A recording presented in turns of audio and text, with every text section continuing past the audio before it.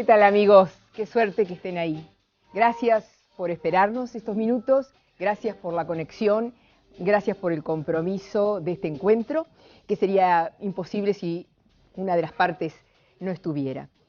El uno por uno, como siempre decimos, es para empezar por uno mismo, para poder darle al otro, si así lo requiriera, lo mejor de nosotros, conectarnos con el otro desde lo mejor de nuestra sensibilidad, de nuestros valores, de nuestra sapiencia, de nuestra inteligencia. Por lo tanto, el uno por uno de hoy puede dar dos. El uno por uno de hoy puede dar cientos de miles. El uno por uno de hoy empieza de esta forma.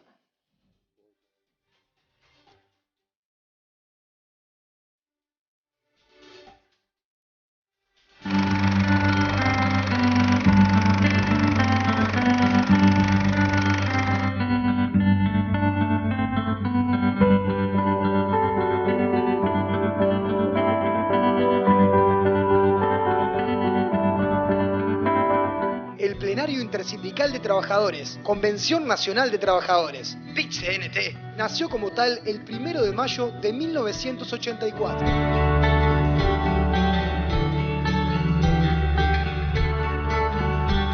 El sindicalismo uruguayo tiene más de 100 años y a lo largo de la historia adoptó diferentes formas, pero es el PIT-CNT el resultado de la unión de trabajadores al final de la dictadura. El gobierno reprime y militariza a los trabajadores.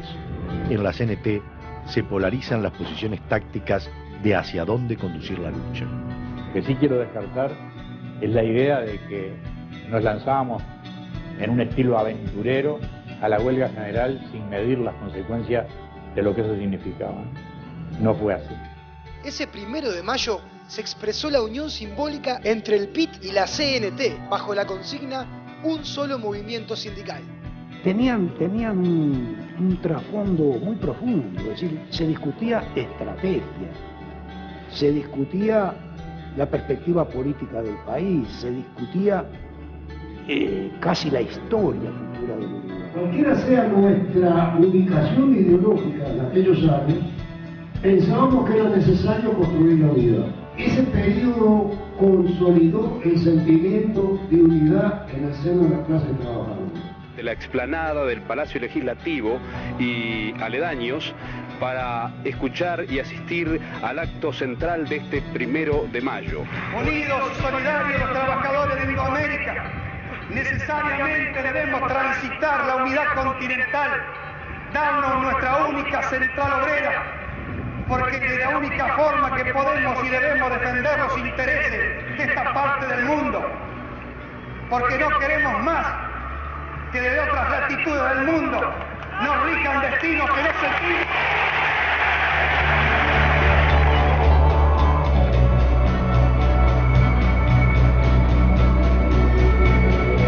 Ese trabajo del PIT-CNT se mantiene hasta el día de hoy.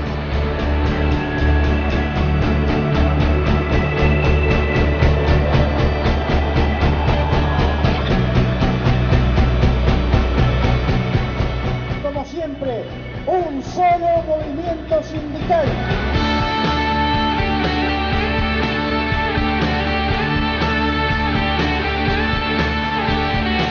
Se descargó sobre los asalariados. A ellos se les exigió el sacrificio mayor, que según se afirma era imprescindible para sacar al país de su estancamiento económico. Durante una década ha sido vano. Esa juventud que éramos nosotros son los mismos jóvenes que hoy, que andan en las fábricas y en los comercios y en los trabajos, son los mismos. Hay que mirarnos a la cara y decir, mamarruca, compañeros. Hay que agarrar la bandera de la unidad, la bandera del sindicalismo y seguir peleando. Salud heroica clase trabajadora uruguaya. Anular la ley de caducidad no puede seguir esperando. Decenas y decenas de actos de la clase obrera y el pueblo marcan el camino de un pueblo movilizado, de un pueblo que puja por abrirle paso a una perspectiva. El sentido estratégico de que es hora de profundizar los cambios en políticas industriales. La puesta en práctica de cambios en la política económica para ponerla al servicio del país productivo, continúa siendo nuestra bandera de lucha para plantearla con la misma firmeza. La nuestra es una organización democrática, no le dice a nadie que tiene que votar, ni con quién tiene que comer un asado, ni si va al cine o al teatro. Las personas son libres.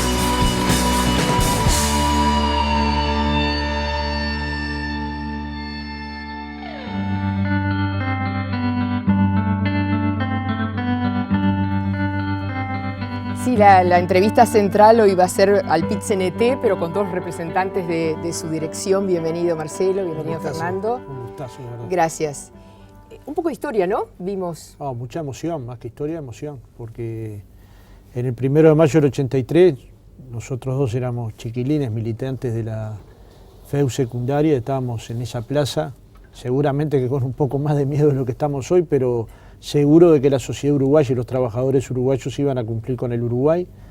Tuvimos la suerte por ambas familias, porque nos conocemos de niños, éramos más o menos del mismo barrio, de conocer a los dirigentes sindicales, aunque nunca en nuestra vida los hubiéramos visto. Conocíamos el nombre del Pepe de Lía, de Vladimir Turiansky, de Hugo Cores y de algunos otros nombres, de Héctor Rodríguez, de gente que estaba en el exilio, y bueno, en ese acto creo que todos nos conmovimos, mucho más por el contenido del acto, por lo que significaba la apertura democrática. Pero además también muestra un desarrollo histórico de lo que es el movimiento sindical, un solo movimiento sindical, se dijo desde el 84, y las nuevas generaciones hemos, creo yo, que defendido esa consigna, y la hemos defendido con lucha, con trabajo, pero también poniendo inteligencia. No ha sido fácil, porque por ahora mismo, Marcelo, se ha dicho que por toda la oposición, ¿no?, política al Frente Amplio, al gobierno actual, ha dicho que es una intromisión del PIT-CNT estas nuevas actividades que se van a plantear a partir de la semana que viene, y de la otra, hasta llegar a una paralización de tareas. Sí, yo creo que... Una intervención política en la campaña. Sí, es una intervención política de clase que viene de esa convicción de que venimos de lejos y vamos lejos. Yo estaba mirando algunos debates de un año a la fecha y recuerdo que hace aproximadamente un año se juntaron todas las gremiales empresariales a cuestionar la negociación colectiva, a cuestionar lo que ellos en ese momento estaban concibiendo como una pérdida de competitividad y de alguna manera recomendar lo que desde su perspectiva era su proyecto de país. Y nadie cuestionó la legitimidad de que los representantes del capital opinaran sobre el quehacer político. En este caso nosotros es lo mismo. Hace mucho tiempo que venimos luchando por una sociedad más igualitaria, más democrática, más integrada.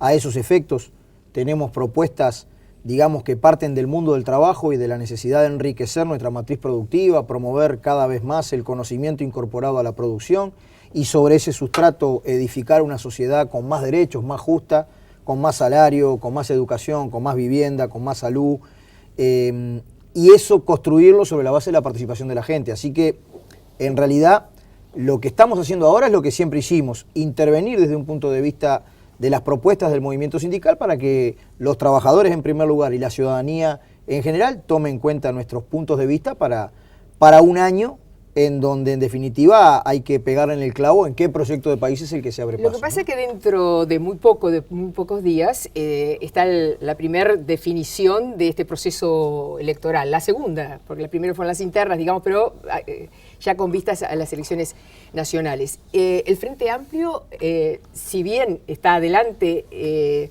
parece no haber despegado para mucha gente. El programa anterior estuve con el canciller de la República y le digo, es el Partido Nacional que va en la delantera. Me dice, no, Raquel, es que eso inconsciente está en el inconsciente, ¿no? ¿Ustedes salen por esto? ¿Salen porque el Frente le falta más euforia, porque está gobernando, porque se ha desgastado en el gobierno? Nosotros tenemos convicciones políticas. Nosotros hacemos política todos los días de nuestras vidas. No necesariamente nuestra política es partidaria, precisamente no lo es. Es una política, como dijo Marcelo, de clase, que parte de la base de reivindicar todas aquellas cosas que hemos logrado. Por ejemplo, a partir de 2005 hubo consejos de salarios. Eso hace que todos los que nos están filmando hoy tengan su salario convenido a partir de su rama de actividad, la prensa uruguaya. Entre el año 90, después que levantó los consejos de salario de la calle, hasta el 2004, pasando por Sanguinetti y por Valle, esos salarios, los de ellos y los del 90% de los uruguayos, se fijaban por decreto del gobierno, siempre por debajo de la inflación. Se votó una ley de tercerizaciones que hace que la empresa madre, si terceriza, se responsabilice de las macanas que se puedan mandar las empresas presuntamente irregulares. Se votó una ley de protección a la libertad sindical. En este país, Raquel, en el gobierno de Valle, echaron a una trabajadora de un supermercado por hablar un 1 de mayo en su día libre. Quiero que entienda esto. Habló un 1 de mayo, pero no en su día de trabajo. En su día libre la despidieron del supermercado y estuvieron dispuestos a pagarles mayor cantidad. Y hemos conseguido avances sustanciales, 46% de aumento salarial, el FONASA, que implicó que todos aquellos padres o madres que tuvieran hijos se le alivianara la situación de la salud y dio mucha más accesibilidad. Leyes laborales. ¿Son conquistas de PIT-CNT o conquistas del pueblo uruguayo y de los gobiernos? Del PIT-CNT y de una mayor sensibilidad del gobierno. Bien, vamos a hacer la primera pausa. Ya venimos.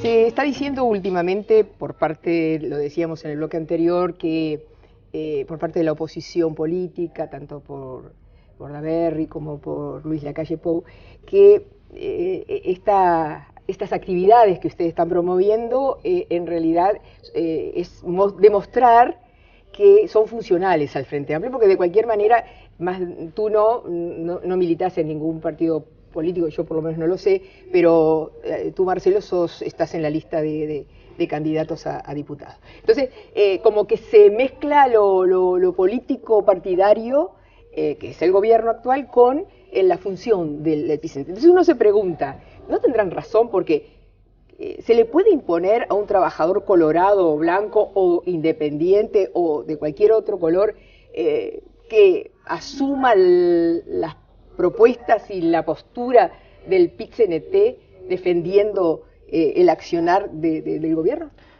No del accionar del gobierno, sino un proyecto de país con el que estamos consustanciados y comprometidos y que no surgió de una galera. Todos los trabajadores de los gremios que componen la central, yo lo digo especialmente por mi sindicato, han participado en la elaboración de un programa y una concepción de país.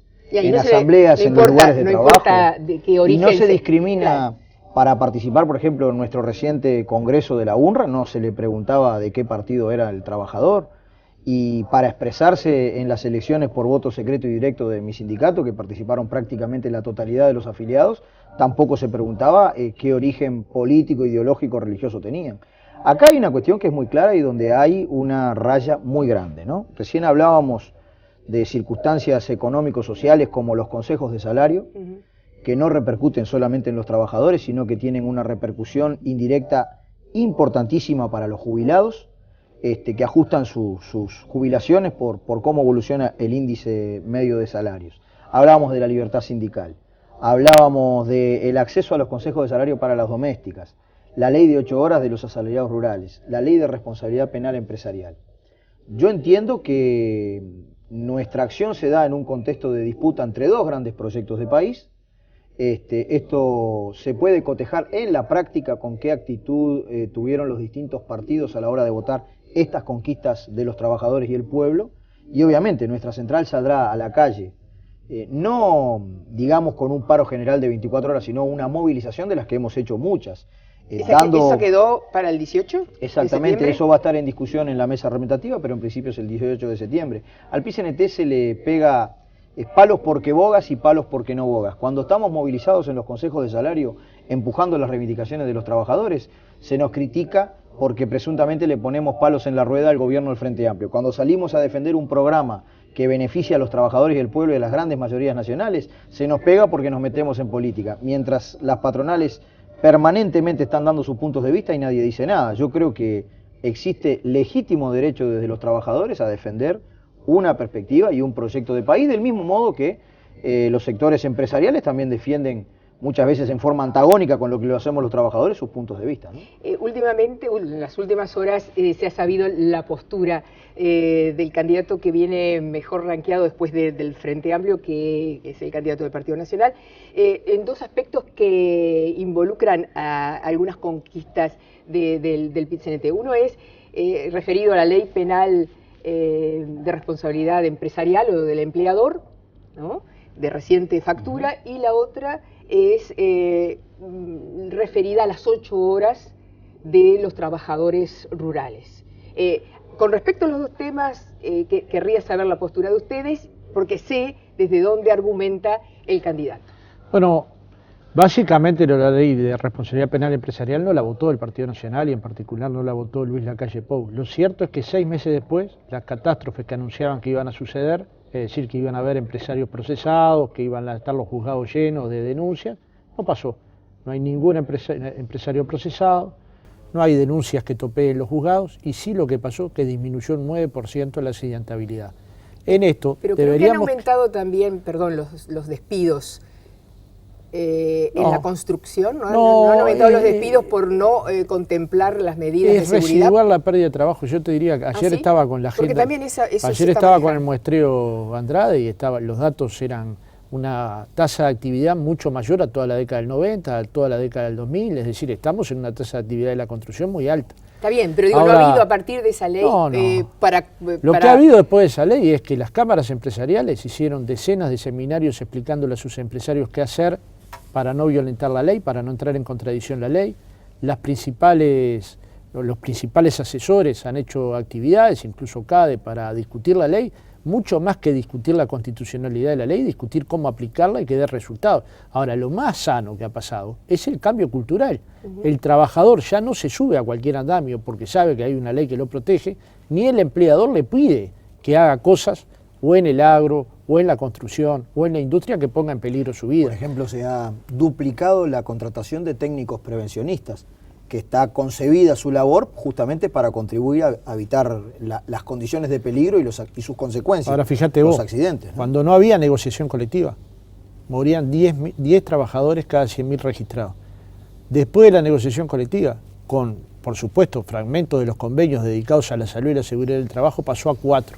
Es decir, 6 vidas cada 100.000 trabajadores registrados se evitaron por la negociación colectiva. Y nosotros creemos que esta ley va a seguir mejorando, que nadie debería morir por trabajar.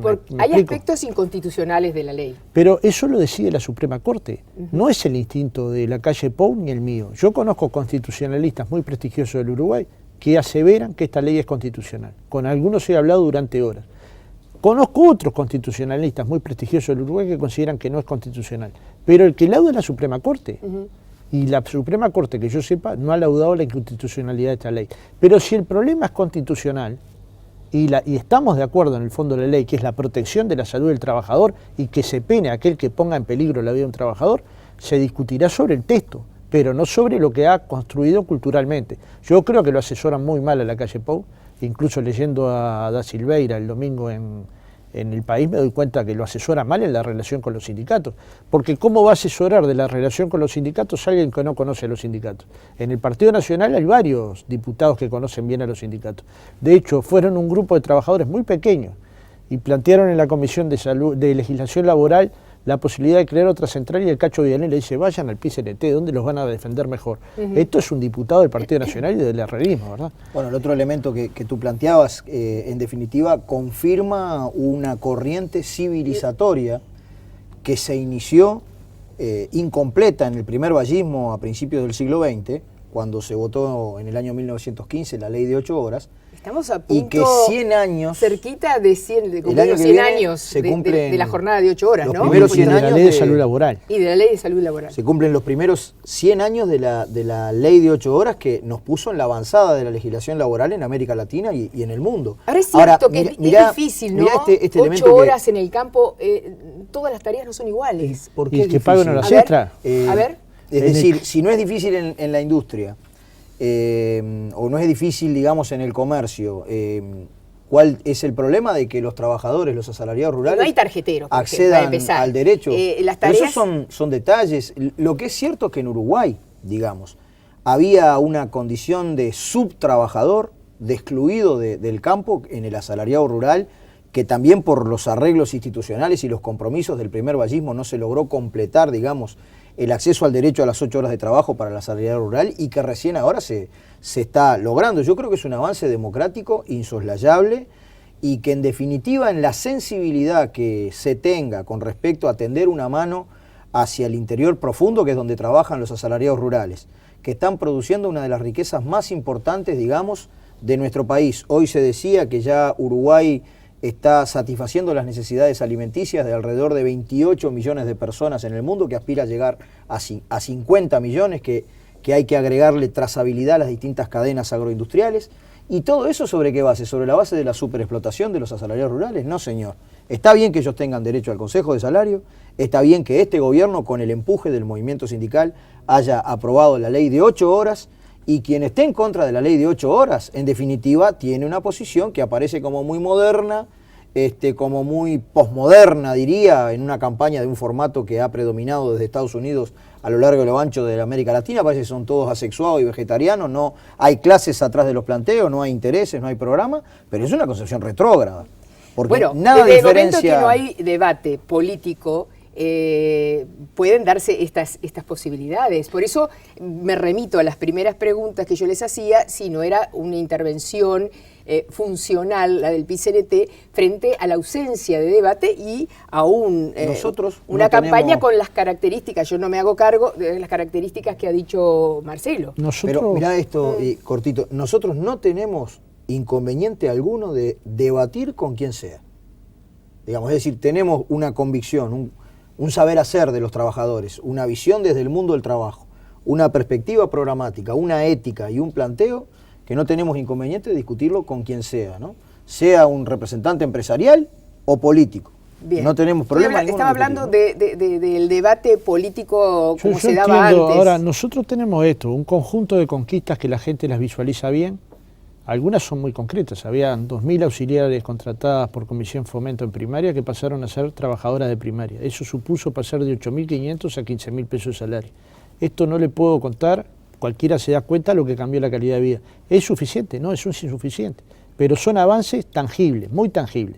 Este avance de cada conquista, que nosotros si nos pusiéramos a describirla podríamos estar una hora consecutiva, la vamos a defender por dos cosas. Porque lo primero que queremos alertar a los candidatos que ninguna de estas conquistas la vamos a dejar arrebatar sin pelear.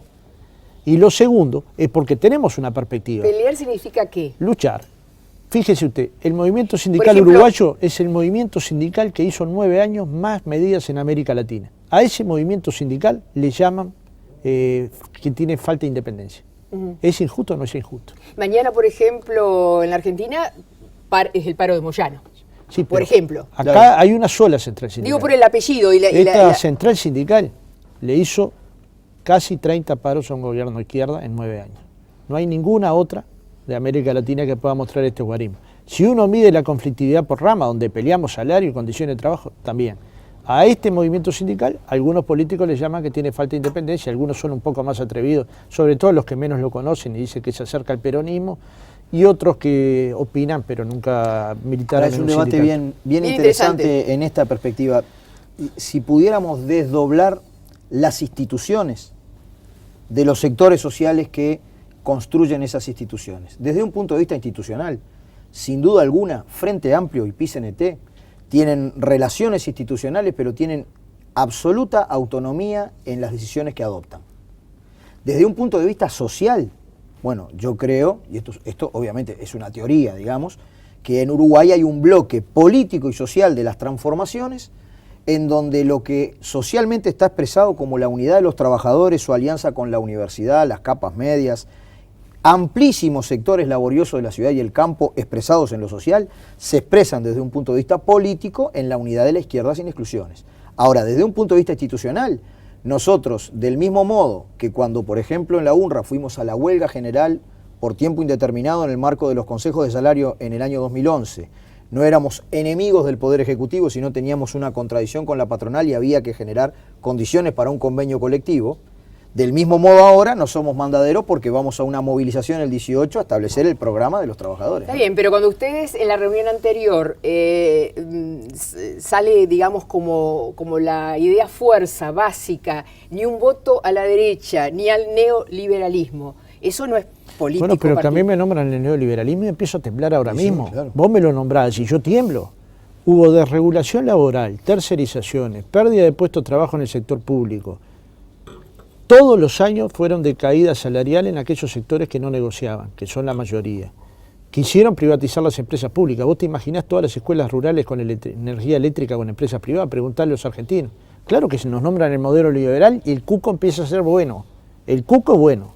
Entonces, acá tenemos una discusión para dar. La sociedad vio estos avances y la va a analizar. Nadie de nosotros le va a decir que tiene que votar desde nuestra institución PIT-CNT. Y el propio Richard Reed ha dicho en estas últimas horas que el voto es absolutamente soberano y personal. Y único y personal. Y pesan muchas cosas, valores históricos, valores familiares, lo que uno piensa del candidato, lo que uno piensa del partido. Lo que nosotros sí decimos es, todas estas cosas las conquistamos peleando mucho. Ya le dije cuántas medidas generales tomamos. Organizándonos mucho. Éramos 110.000 trabajadores en el 2003 afiliados y somos 360.000. Por eso decía que uno por uno hoy podía ser dar pero dos, vos te imaginabas, hace 10 años hablamos, sí. Vos te imaginabas 9.000 que trabajadores. No era alardear, ¿no? Son cientos de miles. ¿Vos te imaginabas 9.000 trabajadores organizados de la policía o 12.000 en los supermercados? No. O las domésticas con miles de trabajadoras organizadas o el sector rural creciendo. No. Si yo hubiera dicho que se iban a paralizar las grandes superficies del Uruguay, me refiero a los grandes supermercados, hace 10 años vos me hubieras dicho que eso era una película de ciencia ficción. Y la cuestión es que se paralizaron y se conquistaron mejoras para esos trabajadores. Y hay que seguir peleando. Sin ocupar.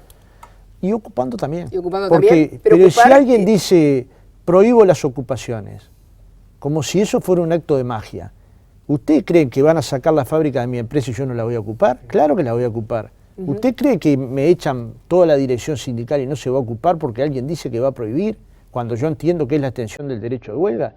Lo que hay que entender, y nosotros lo hemos dicho muchas veces, que la ocupación es la última medida Bien, sindical. pero a veces no ha sido la última medida. No, a veces no, pero mayoritariamente. Sin embargo, se ha hecho predominar en la sociedad uruguaya que la principal medida es la ocupación.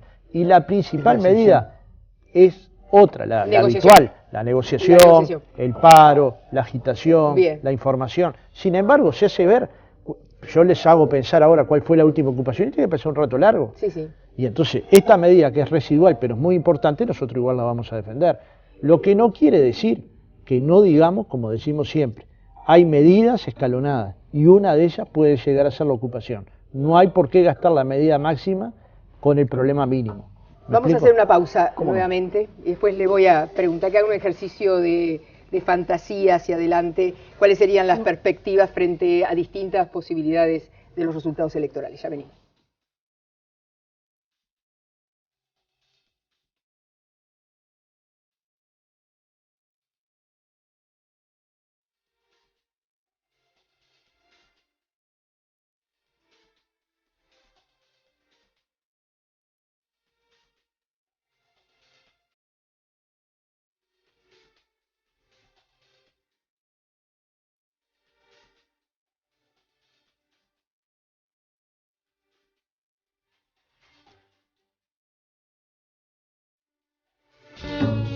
Amigos, llegó la factura 0 kilómetro de Antel.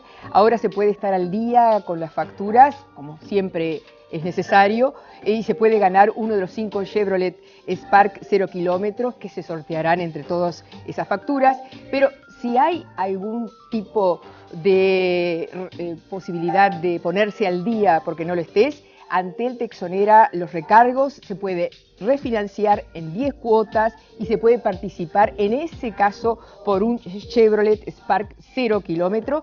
Agenda día, hora en antel.com.uy o llamando al 123 o al 0800 66 11 Antel.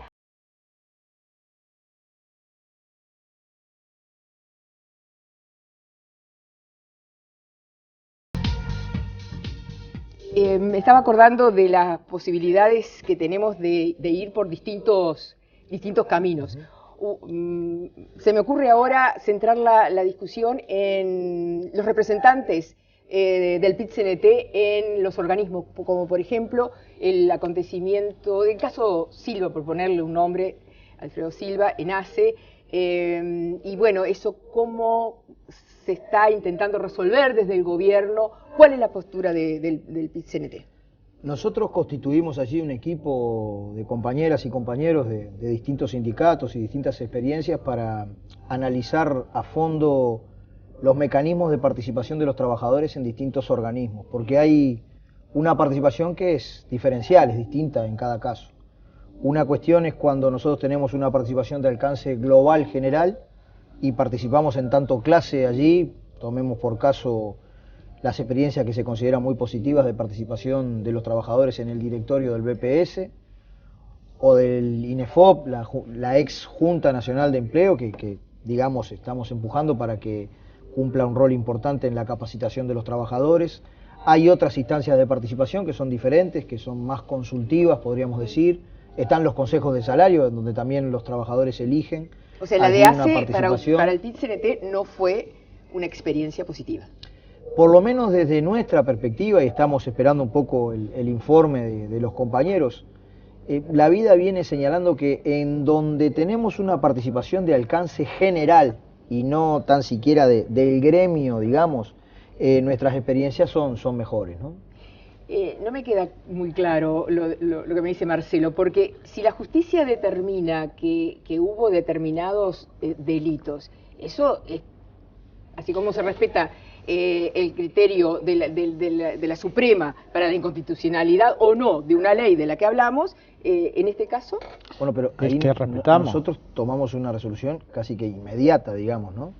En ese sentido, ¿no? No me queda claro de la respuesta. A partir que la justicia laudó, nosotros inmediatamente resolvimos relevarlo del cargo de Alfredo Silva y constituir un equipo de trabajo que fuera quien designara un equipo para participar de ACE, una política para llevar adelante dentro del organismo y una estrategia común.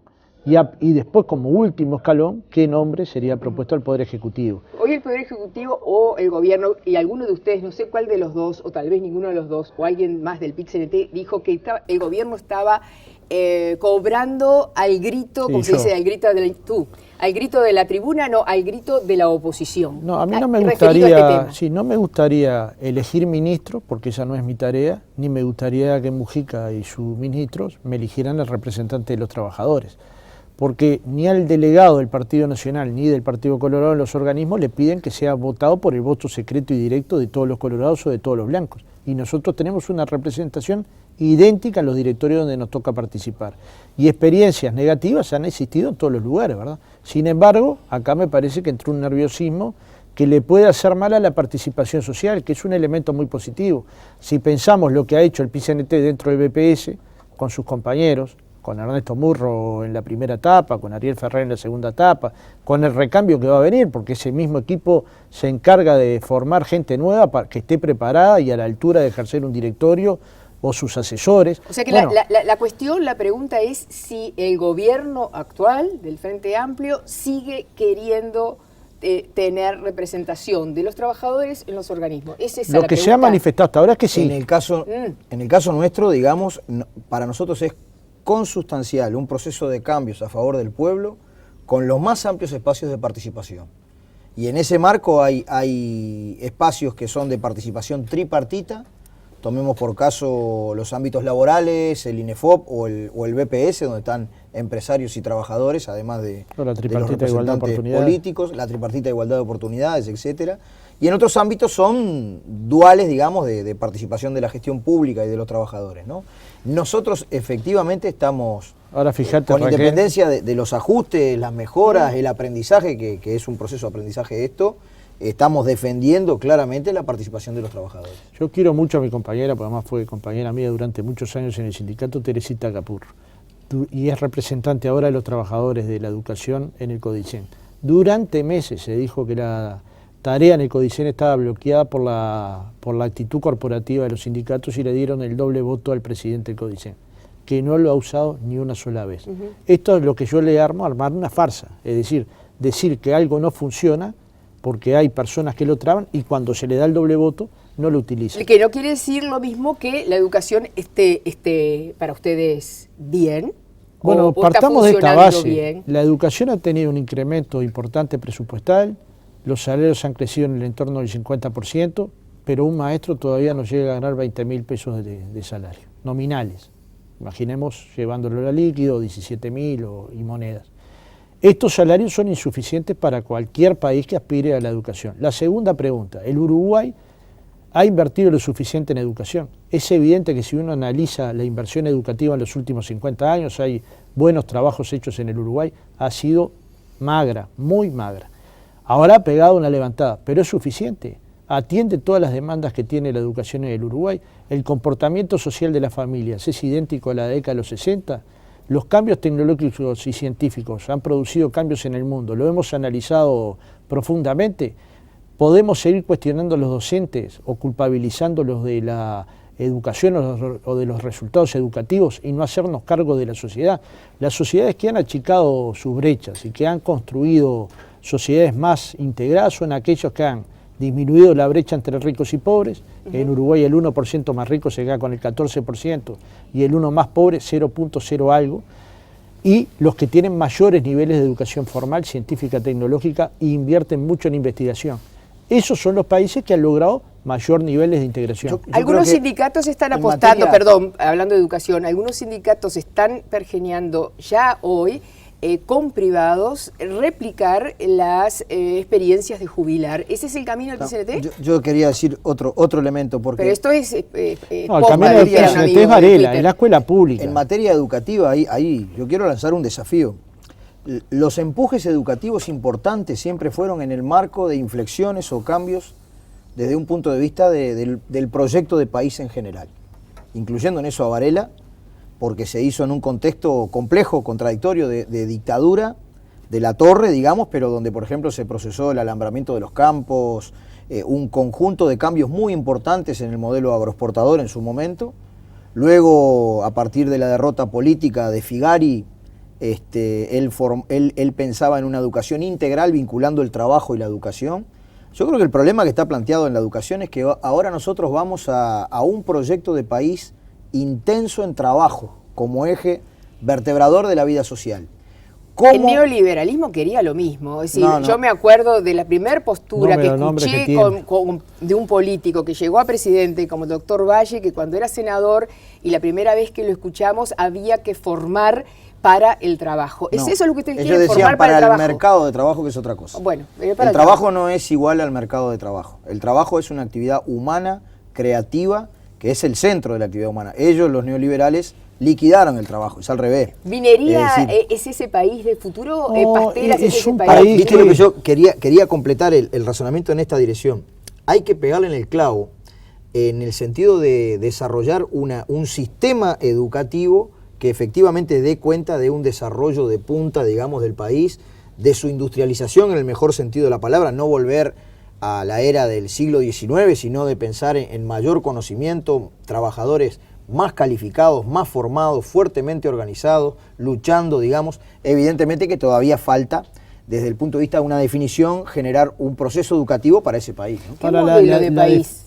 Bueno, la defensa de la escuela pública es una tarea sindical, pero también es una tarea de la sociedad. De tiro así, reforma del Estado, cuestiones que todavía, y a la que apuntan muchos de los actores políticos de hoy, aunque no con este formato. Salarios, indexación, inflación, sí o no. Fíjense todos los temas que tenemos que resolver en este y en el próximo bloque. Las pasteras, por decir de alguna manera, la minería, está dentro del proyecto. Nosotros no le hemos esquivado ni a un solo tema. Se nos podrá decir que en algunos temas demoramos más o menos en opinar, pero cada uno de esos temas nosotros los procesamos o a través de nuestros institutos, o a través de un cuerpo, o a través de una comisión. Pero ahora, en estos días ustedes van a definir eso, seguro. Porque para eso son estas reuniones. Hay cosas que ya están definidas, ¿no?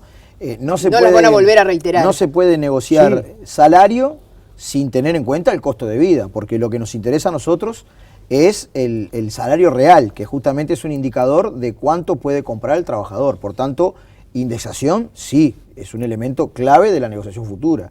Y a su vez discrepamos con el planteo anunciado por la candidata a ministro de Economía, por el señor Lacalle, que dijo que estaría de acuerdo con que el salario mantuviera el poder de compra de un año con respecto al anterior, pero que solamente podría crecer el salario si crece la productividad. Sí. ¿Eso sabes cómo se llama? Congelación del salario real. Ahí está. Porque pero hay si un una realidad trabajador... que a veces hay sectores de la economía y de la producción que no crecen en forma pareja. Eso está claro. Bueno, nosotros hemos tenido en cuenta esos criterios. El problema del Uruguay, uno de los problemas, es que la información de las empresas, los empresarios casi nunca la quieren dar. Casi nunca. No es se puede excepcional salario sin información. Y productividad a nivel de rama de actividad. Claro. Eso se negocia en la empresa. Y encadenadas por sectores de producción, por cadenas productivas, como escuché estos días al propio... Tiramos esa propuesta y las cámaras nos respondieron que no en 12 horas, sin escuchar la propuesta. Porque no es que mágicamente uno va a decir todo se puede transformar en cadena de valor. No, no es verdad. Va a haber negociaciones que van a ser por cadena de valor y otras que van a seguir por rama de actividad. Algunas cadenas de valor tratamos de delinear, por ejemplo la del sector lácteo, por ejemplo la de las autopartes, pero hay muchas donde se podría negociar por cadena de valor y que no sea el peón de tambo el que pague las peores condiciones de trabajo y el peor salario, sino una negociación más compuesta. Y sobre reforma del Estado hemos dicho, estamos dispuestos a discutir una reforma de Estado que esté al servicio de la transformación social del Uruguay y estamos dispuestos a hacerlo con toda nuestra energía. Ahora hay gente que cree que puede reformar el Estado o la educación sin la participación de los trabajadores del Estado y sin la participación de los trabajadores de la enseñanza. Esto parece más un acto de magia que un acto de realidad política. Despido la última pausa. ¿Cómo? Ya vi.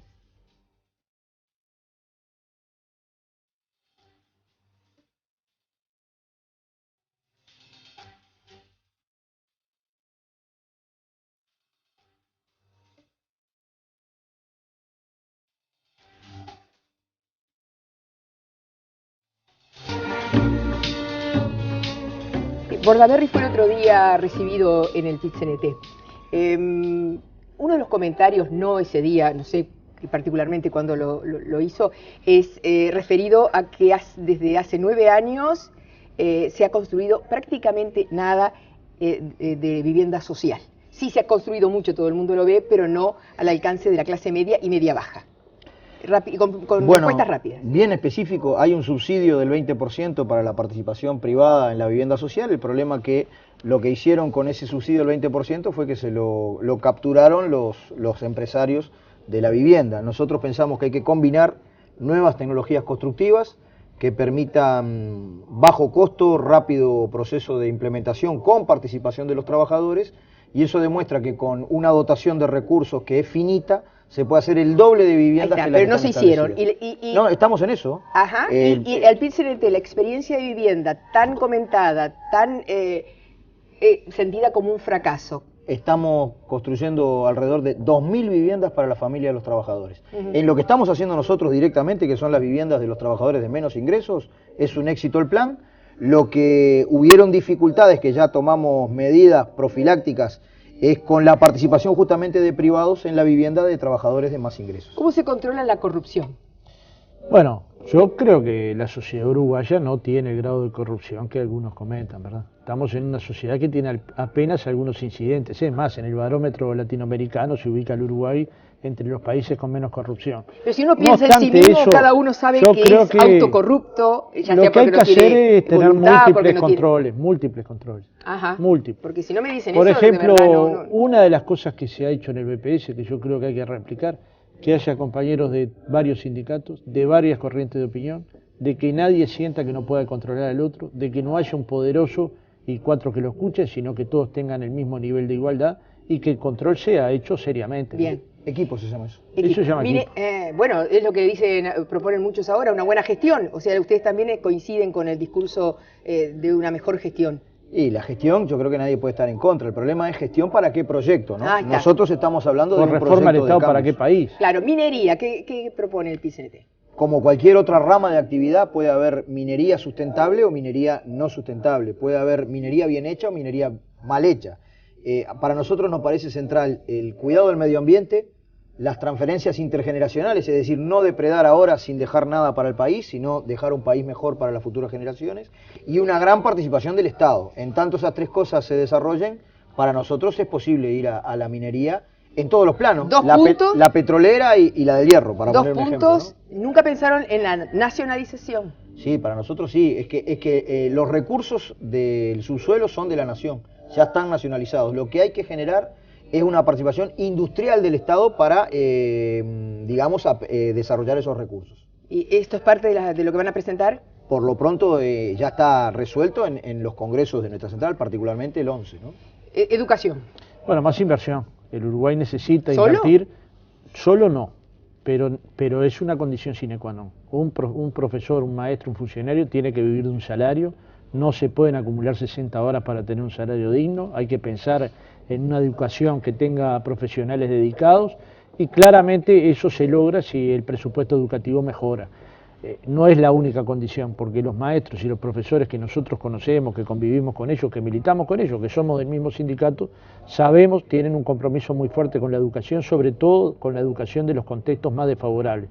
Pero a eso hay que sumarle otros factores, otras políticas sociales y otra participación de la familia. O sea, que ha fallado, o no se ha logrado cubrir, tú creo que lo decías, o, bueno, alguno de ustedes, creo que tú, Pereira, el 1% se queda con el 14% del PBI. Sí, de la riqueza. De la riqueza. Entonces, ¿fracasó el modelo? No, yo no creo que haya... De reparto más Yo creo que estamos en un proceso de transformaciones junto a América Latina. Hay tareas democráticas, hay tareas que tienen que ver con superar la dependencia, son nacional liberadoras, y nosotros los trabajadores vamos acumulando fuerzas rumbo a una sociedad sin explotar ni explotadores. El problema es que los pueblos construyen su historia a su tiempo, y el asunto es seguir acumulando fuerza y seguir empujando ese carro, ¿no? Creo que no estamos solos, hay que mirar para América Latina está en una fase de cambios, el imperialismo y las clases dominantes intentan detener esa fase de cambios, aparecen con nuevos ropajes en todo el continente, pasó en Venezuela y está pasando aquí en Uruguay, y bueno, el movimiento obrero va a cumplir su papel de empujar las transformaciones a favor de nuestro pueblo, ¿no? ¿Ven con buenos ojos, por ejemplo, que Rusia se acerque a Latinoamérica? Sí. El Mercosur se tiene que fortalecer. Yo creo que uno de los problemas que Marcelo empezó a esbozar es que no hemos logrado, a pesar de que parecía que sensibilidades similares llegaban al gobierno y todas con la lógica de empujar un Mercosur que fuera político, social, económico y cultural, ese proceso no tuvo el vuelo que nosotros hubiéramos deseado. Ahora, no es abandonando ese proceso, es fortaleciendo lo que nosotros creemos que podemos tener mejor negociación con la Unión Europea, mejor negociación con otros países del mundo. Pero de hecho un TLC con Estados Unidos. De hecho, nosotros eso lo vemos mal, de verdad que lo vemos mal. Y los países que lo hicieron le ha ido mal, o sea, basta analizar las circunstancias de aquellos que lo hicieron les ha ido mal. Después la frase de que el tren pasa una vez, es una frase que nunca se sabe si es verdad. Yo no me subo. No se sabe si es una frase que es verdad. Yo creo que hizo bien el Uruguay en no firmarlo. Bien. Eso, claro. Vamos a ir a una cosa bien interesante. La propuesta de la disminución de las horas de trabajo a 100 años, de la reducción de la jornada de trabajo a 8 horas, ¿verdad? Creo que es el 2015 ahora, que es el año que viene. El razonamiento nuestro es... ¿Ahora 6 horas? ¿40 semanales? ¿44 semanales? Puede ser, no descartamos ninguna de las formas, pero el razonamiento nuestro es, en el sustrato del mundo del trabajo hay una profunda revolución tecnológica, que justamente contribuye a reducir el tiempo de producción de los distintos bienes y servicios. Es posible organizar con creatividad procesos que, compartiendo esas ganancias de las nuevas tecnologías entre las empresas y los trabajadores, una de las formas de compartir eso sea la reducción de la jornada de trabajo. Entre otras cosas, estableciendo un nuevo piso, digamos máximo de horas de trabajo semanales, y a su vez ubicando, además de ese nuevo piso, la temática en la propia negociación de los consejos de salario, ¿no? Eso no significa una rebaja de salarios, porque eso puede venir con una rebaja de manteniendo el salario. Pero hay que pensar que los cambios científico-tecnológicos tienen que impactar en la calidad de vida de los uruguayos. Cuando dijimos esta propuesta se armó un lío bárbaro. Ahora vas a 1915, cuando Valle aprobó la de 8 horas, y era un lío peor que este. Bien. Planteaban que casi que el Uruguay iba a desaparecer como nación. O sea, los cataclismos son fantasías de un sector demasiado retardatario de la sociedad uruguaya. ¿Qué sociedad, en una frase, en una palabra, qué sociedad esperan construir? vamos a construir con nuestra acción. No, y desean con el apoyo. construir. Están convencidos que van a construir, pero Sí, digo... claro. Estamos construyendo. Esperanza, seguro, todos los días. En la transición es una sociedad mucho más productiva, que tiene un perfil de inserción internacional basada en productos de una gama y de mayor, digamos, que la que hoy estamos ofreciendo, con más derechos, con avances sociales y laborales, y con una enorme participación democrática que en su transcurso nos va a ir acercando junto a los pueblos de América Latina en un mundo nuevo, porque tú hablabas de Brasil, Rusia, India, China, Sudáfrica, con un nuevo papel, hacia una sociedad, digamos, en donde vayamos generando transiciones hacia la superación de la explotación. Bien, el PCNT encontró una consigna que para mi gusto es vigente y profunda, que decía, por un país productivo, con justicia social y desarrollo democrático. Esa es la sociedad que queremos construir. Bien, brindamos por todos nuestros sueños. Claro que sí. Además, no sé cómo hacer, señor director, porque estos son vinos finos H. Stagnari, de producción nacional, y además se van a ir con la dulzura de Campo Claro, de esas mermeladas hechas orgánicamente. Nos autorizan otro bloque y... Capaz que nos autorizan, ¿no? Le metimos todos los agradecimientos al final. Bueno, gracias. Salud. Salud. Salud. Hasta la semana que viene.